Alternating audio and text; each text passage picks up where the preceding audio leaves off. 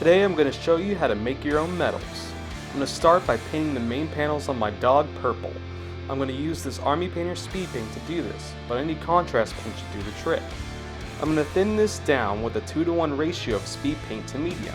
With this purple, I found if you apply it right out of the bottle, you'll lose some of the metal shining through. So I found this ratio to help get that metal shining underneath while getting the coverage I need.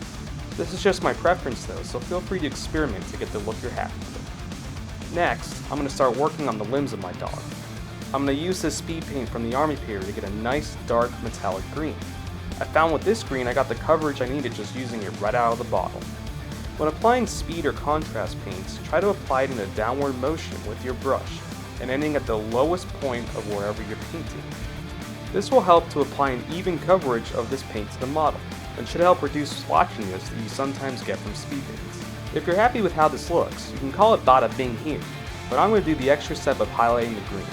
I'm going to use this light green from the Army Painter to do so. I'm going to use a sable brush to do this since this paint is a little thicker, and I also want to use a brush that can hold moisture for a long time. Edge highlighting takes time, and having the paint stay wet longer on your brush helps you stay patient when performing this technique. I'm going to angle the brush so that this tip is perpendicular to the edge I want to paint, and do my best to apply the paint in an even line, using steady strokes with my brush.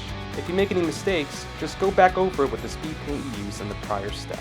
And bada bing bada boom, the medals are finished. Let me know in the comments if you have any naming suggestions for this good boy.